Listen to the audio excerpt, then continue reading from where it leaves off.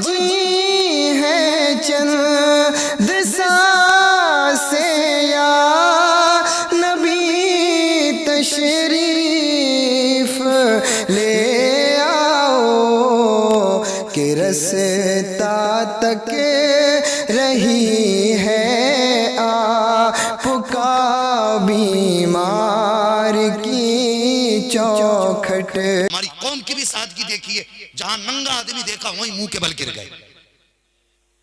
बहुत पहुंचे हुए हैं, पता भी दे के जाओ, नंबर भी दे के जाओ, अगले दिन सट्टे का नंबर पूछ। ये हमारी कौम है। तुझे उसकी तलाश थी जो तुझे सट्टे का नंबर बता सके। अरे तू मोमिन था, तुझे तो उसकी तलाश होनी चाहिए थी जो मदीने वाले के दामन से मिला सके। सुभान अल्लाह, सुभान अल्लाह। बहुत अच्छे, जिंदाबाद जिंदाबाद। अल्लाहु अकबर। अल्लाह रहम फरमाए हमारी कौम के हाल पर। हाँ, हम इस इतने बड़े फैसले को इतनी आसानी से ले लेते कि कोई सोचते ही नहीं कि हमने क्या फैसला ले लिया।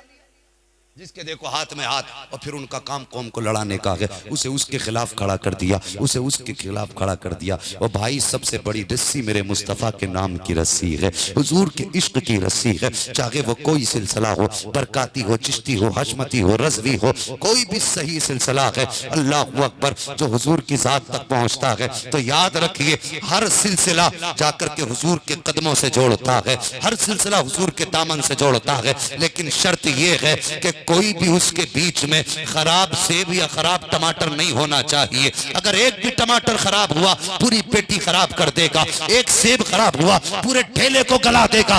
बस बिना तमसील समझिए, अगर एक शख्स भी पूरे सिलसिले में बदअकीदा हुआ तो पीर तक तो बड़ी बात है कि तुम अपने नबी तक पहुंच नहीं सकते, और जब नबी तक नहीं पहुंचोगे तो समझो जन्नत तक कैसे पहुंच सकते। सोच समझ के फैसले करना, बहुत अच्छा। बहुत सोच करके। पीर भी वो ढूंढना जिसकी नजर दिल पे रहती हो। सुभान अल्लाह। वो पीर नहीं देखना जिसकी नजर जेब पे रहती हो। जेब वाला तेरी जेब तक रखेगा, पीर जो दिल पे नजर रखता होगा तेरे दिल को पहली नजर में बदल के मुस्तफा के इश्क का मदीना बना देगा। सुभान अल्लाह, सुभान अल्लाह। ये भी जरूरी है भाई, ख्याल किया करो पीरा मुरीदी नौजवानों, अल्लाह वालों से निस्बतें रखा करो, इनके आसपास जाया करो, उलमा के पास आया करो, अपना वक्त दिया करो। तो मैं अर्ज कर रहा था, ये गौसे पाक के वालिदैन है, माँ ने को तो बेटा अब्दुल कादिर जिलानी पैदा होता। सुभान अल्लाह। ये पारसा माँ, मैंने कहा था मर्द ईमान का, औरत मर्द के ईमान का आधा हिस्सा होती है, यानी आधा ईमान होती है। मुझे बताइए हमारे घरों में जो रोटियां बनती हैं, ना बिस्मिल्लाह पढ़ के आटा निकाला जा रहा है, ना बिस्मिल्लाह पढ़ के रोटी बनाई जा रही है, ना बिस्मिल्लाह पढ़ करके खिलाई जा रही है। हर तरफ जहालत है, अंधेरा है, जो हाथ में आया बना दिया, जैसा चाहा बना दिया। पूछो तो सही, अल्लाहु अकबर। सरकार आला हजरत के घर के अंदर जितनी भी बेटियां थी या उनकी नस्ल में आज तक की जो औरतें हैं, उनका अपना उसूल है, रोटी बाद में बनाती हैं, मुस्तफ़ा पे दुरूद पहले पढ़ा करती है। सुभान अल्लाह, सुभान अल्लाह। हाँ, तो ये घरों में लाजिम करो, बच्चों से कहिए कि दुरूद पाक का विर्द किया करें। सुभान कोई बड़ी बात तो नहीं है ना। जैसी रात हो बच्चों को करवट में बैठाओ और तस्बीह ले लो, अगर तस्बीह नहीं है तो 100 दाने किसी भी चीज की पथरी के गिन लो और बैठो लेकर के, और उनसे कहो बेटे नींद बाद में निकालेंगे, मुस्तफा पे 100 बार दुरूद पहले पढ़ेंगे।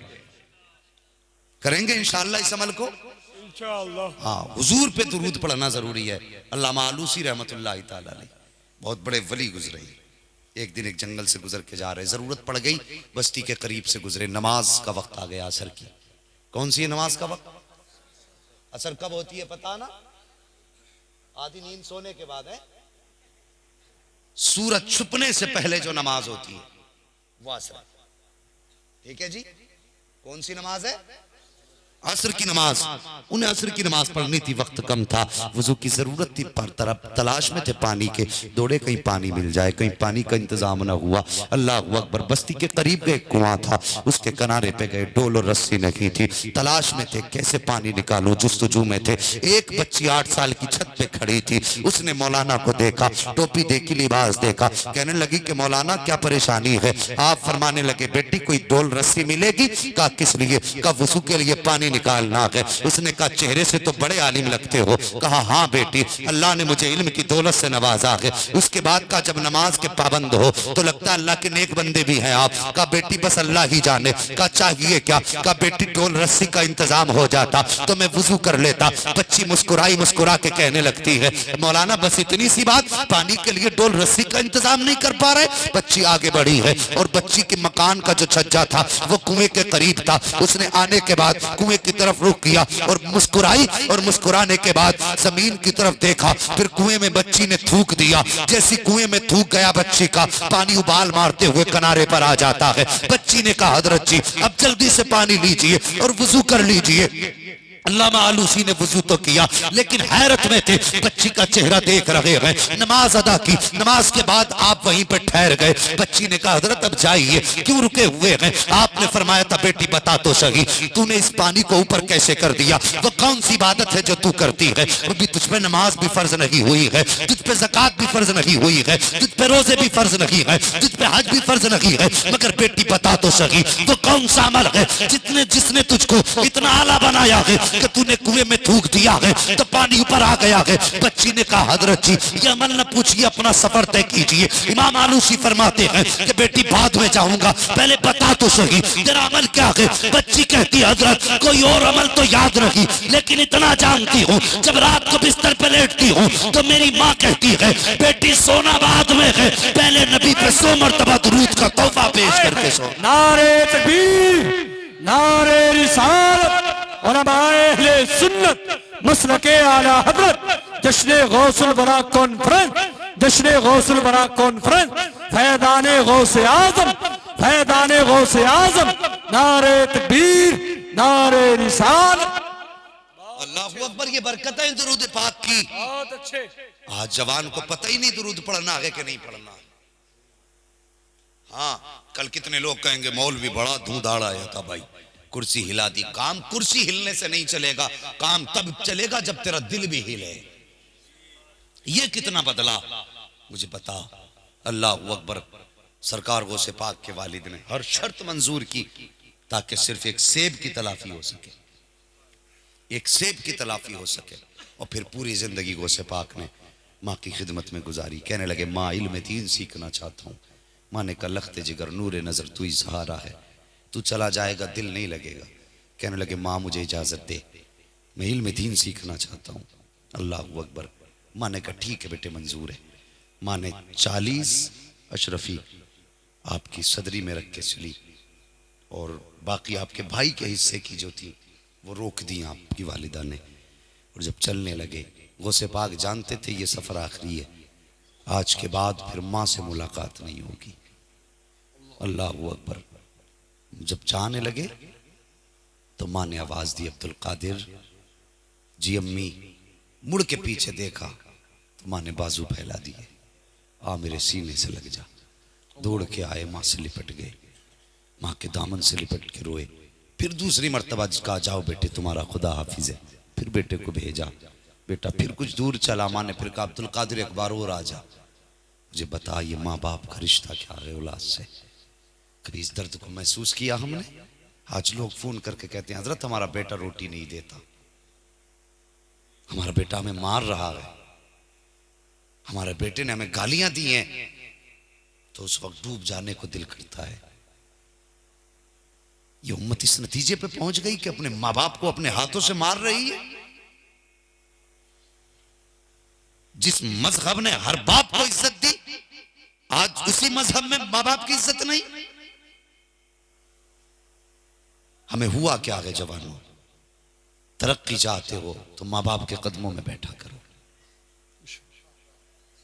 मुकद्दर चमकाना चाहते हो तो माँ के कदमों में बैठा करो। सुभान अल्लाह, सुभान अल्लाह। मैं कहता हूँ यूट्यूब, गूगल, फेसबुक आपको कितना तालीम दे सकता है या कितनी नॉलेज देगा। तुम इन चीजों से, वेबसाइट से, सोशल मीडिया के जरिए जितना चाहो पढ़ लो, कामयाबी की दलील नहीं बन सकता है। लेकिन मैं गारंटी के साथ कहता हूँ 1 घंटा किताब को दो या 8 घंटे किताब को दो, 15 मिनट माँ के कदमों में दे दिया करो, 10 मिनट बाप के कदमों में दे दिया करो। जितनी देर बैठ करके तूने मोबाइल चला करके गूगल पे अपनी तालीम हासिल करनी है, इतनी देर बाप के कदमों में बैठ और उसके पैरों को दबाना शुरू कर दे। जब वो राजी होगा एक दिन तुझसे कहेगा बेटे क्या चाहिए, उस वक्त माँ बाप से मांग लेना।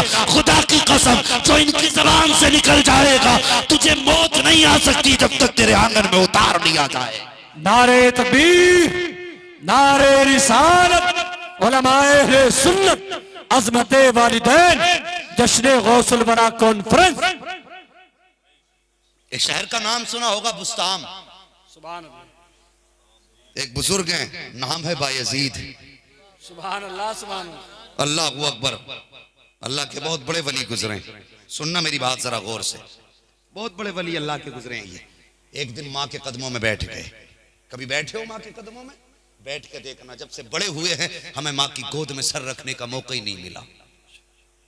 जब कभी थक जाया करो ना और लगे ये दुनिया जीने नहीं देगी और तुम्हें हर तरफ मुसीबतें दिखाई दे, उस वक्त आना, माँ की गोद में सर रख के लेटना। खुदा की कसम जन्नत का सुकून अल्लाह जमीन पे अता फरमा देता। ये माँ का आंचल है, आज भी उस आंचल का मुकाबला नहीं है, आज भी नहीं है। एसी और कंडीशन रूमों में रहने वालों, जो गरमाई माँ के सीने से मिला करती थी, आज वो किसी भी इलेक्ट्रॉनिक चीज के जरिए इंसान को नहीं मिल सकती। हाँ, जो ठंड माँ के आंचल की हवा में है ना, वो हर जगह नहीं मिल सकती है। नसीब वाले हैं अभी जिनके सर पे माँ का आंचल है, मुकद्दर वाले हैं। हजरत बायजीद बुस्तामी माँ के कदमों में बैठ के एक दिन कहने लगे, माँ मैं तेरा कमजोर बेटा हूँ। बेटे फिर? कहने लगे, माँ मुझ पे दो हक है, एक अल्लाह का हक है, एक तेरा हक है। माँ मैं अपने रब को राजी करना चाहता हूँ, ऐसा कर, मेहरबानी कर, अपना हक माफ कर दे। माँ तो माँ होती है, ऐसा नहीं है माँ को औलाद की जरूरत ना हो। लेकिन बेटे ने कहा, अम्मा मुझे अपना हक माफ कर दे। बेटे क्या करेगा? कहा मैं अपने रब को राजी करूंगा, जब मैं तेरे हक से बरी हो जाऊंगा तो जंगलों में जाके इबादत करूंगा, अपने रब को राजी करूंगा। अल्लाह अकबर। गौर करना प्यारे, माँ ने बेटे का चेहरा देखा, कहा बेटे रब की तलाश में है? कहा हाँ। कहा जा मैंने अपने हक माफ किए, जाके अपने रब को तलाश कर, अपने रब की रजा हासिल कर। बायजीद बुस्तामी ने माँ से इजाजत लेने के बाद 12 बरस के लिए घर छोड़ दिया, जंगलों में भटकते रहे, खाक छानते रहे, सजदे करते रहे, लेकिन रब की तलाश में, जुस्तजू में। फिर सोचने लगे शायद यहाँ पर जुस्तजू पूरी ना हो, शायद यहाँ पर लगन पूरी ना हो।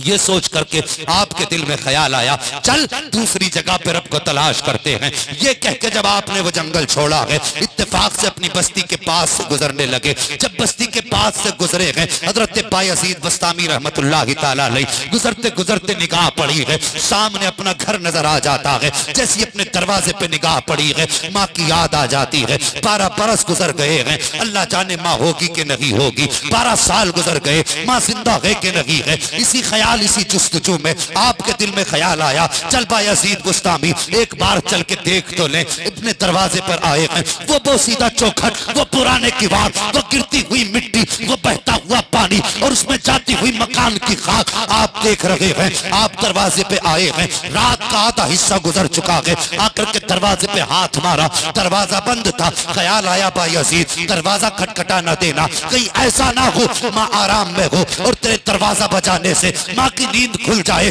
अगर माँ बेचैन हो गई तो बता कयामत में मुस्तफा को कौन सा मुंह दिखाएगा।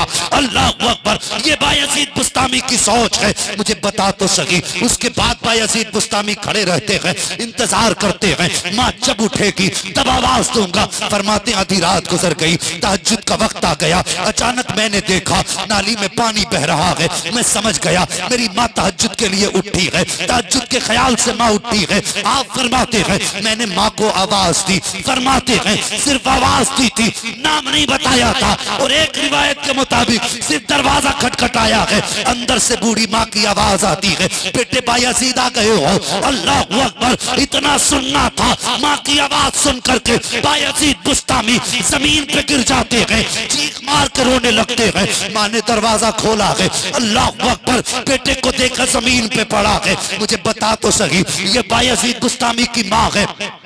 और ये सिर्फ इनका मामला नहीं बल्कि हर माँ का मामला होता है। आपने माँ का चेहरा देखा, देख के कहने लगे माँ मैंने तो आवाज भी नहीं दी थी, नाम भी नहीं बताया था, 12 बरस के बाद लौटा हूँ, पता मेरा पता किसने बता दिया, इतना सुनना था। माँ की आंख में आंसू आ गए, कहने लगी लखते जिगर नूरे नजर तुझे भूली कब थी, जब जब सजदे किए हैं तेरे लिए दुआएं की है, जब जब कयाम किया है तेरे लिए दुआ की है, जब जब तिलावत की है तेरे लिए दुआ की है। बेटे रातों को जाग करके जब इबादत से फारिग होती हो तेरे हक में दुआ करती रहती हूँ। ए बेटे बायजीद तेरी माँ आज तक भूली नहीं है, तेरे हक में दुआ करती रही है। अल्लाह अकबर। माँ ने बेटे को उठाया है और उसके बाद अपने लाल का हाथ पकड़ा है, घर के अंदर लेके चली है। मुझे बता तो जवान ये बायजीद बुस्तामी है, आधी रात तक खड़े रहे कि माँ की नींद में फर्क न पड़ जाए, और तू रात को 2 बजे आता है, दरवाजे खटखटाता है, अगर माँ उठ करके दरवाजा खोले उसके बाद चीख के कहता है कि तुझे क्या हो गया, इतनी देर में दरवाजा खोला है, ओ होश कर किस पे अकड़ रहा है, खुदा की कसम अगर ये नाराज हो गए हैं तो तुझे क्या लगता है तेरे सजदे बख्शवा देंगे, सजदे तो क्या है मदीने वाले मुस्तफा भी नाराज हो जाए। बहुत अच्छे, बहुत शर्म नहीं आती? माँ बाप पे अकड़ जाते हैं और कहते क्या कि इस टाइम तुझे इतनी देर कैसे लग गई, उठा नहीं गया, पता नहीं कब से खड़ा हूं। यही वजह है जो हम कम नसीब बने बैठे। माँ बाप का एहतराम करो यार, माँ बाप का एहतराम करो। बायजीद बुस्तामी को माँ ने पकड़ा, अंदर लाई, लाने के बाद कहने लगी बेटे एक बात बताएगा? कहा माँ पूछो ना। कहने लगी बेटे बता तो सही, क्या तुझे खुदा मिल गया? खुदा मिला क्या नहीं? तू जिस तलाश में गया था तेरी तलाश पूरी हुई कि नहीं? कहने लगे माँ मेरी तलाश पूरी नहीं हुई। कहा 12 बरस हो गए तुझे खुदा ना मिला? फरमाने लगे नहीं माँ।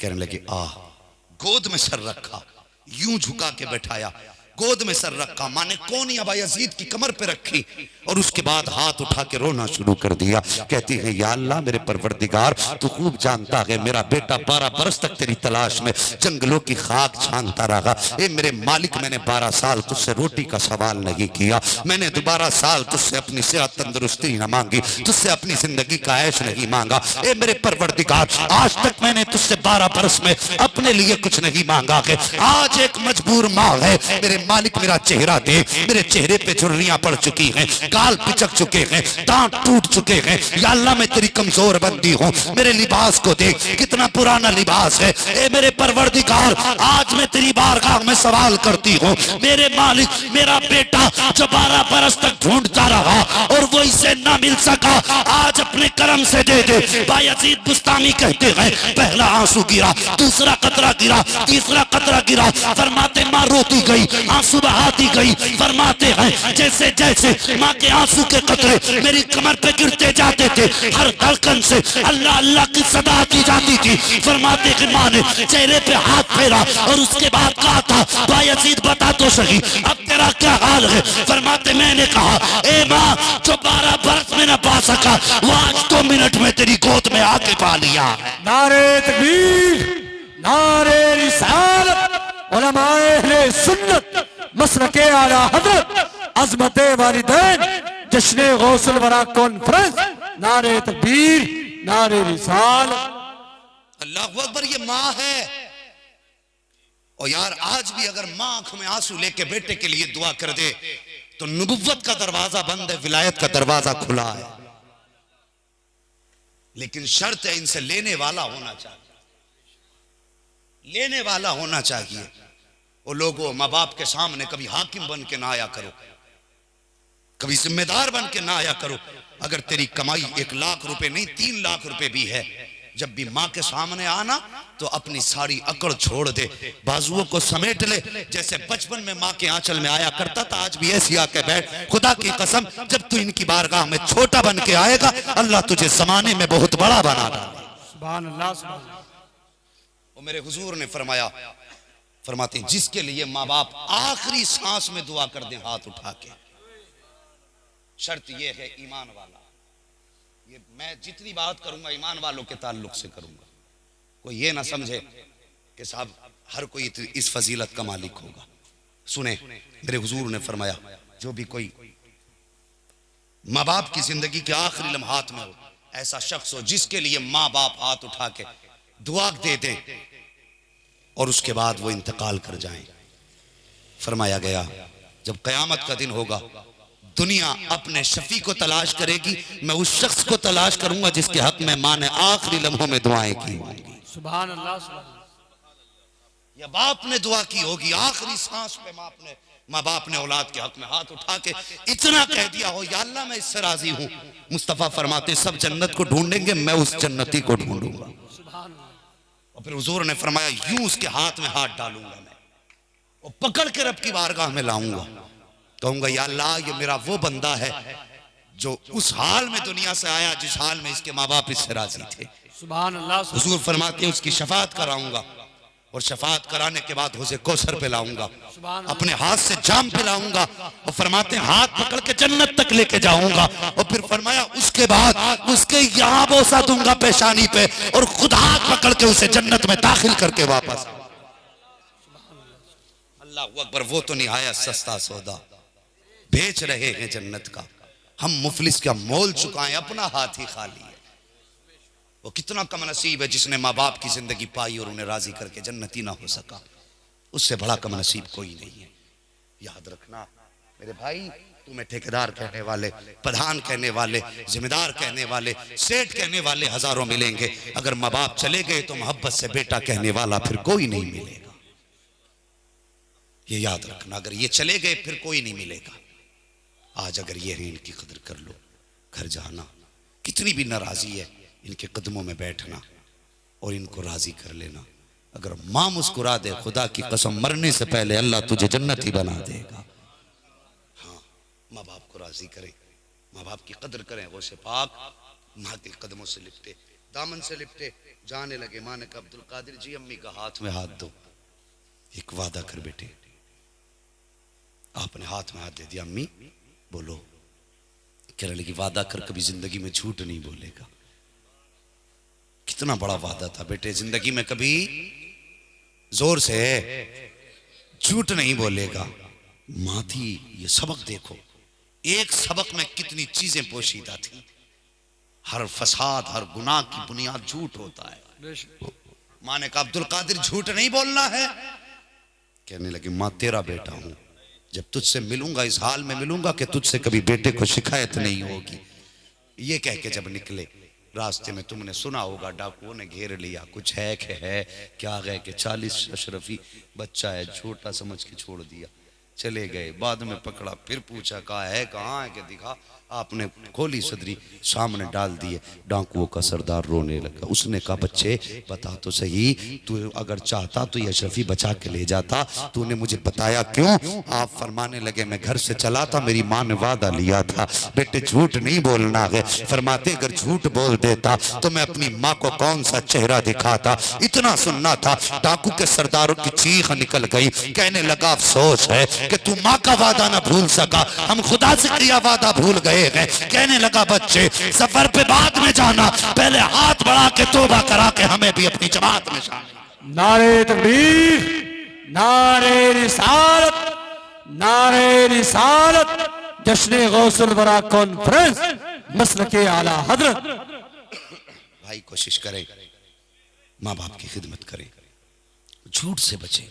और फिर खुदा ने इतने इल्म से नवाजा। फरमाते हैं दरस्तुल इल्म हत्ता सिरतु कुतबा, फिर मैंने इतना इल्म सीखा यहां तक कि अल्लाह ने मुझे कुतबियत की डिग्री अता फरमा दी। हाँ, इतनी शान सरकार गौसे पाक की, कितनी बड़ी शान है।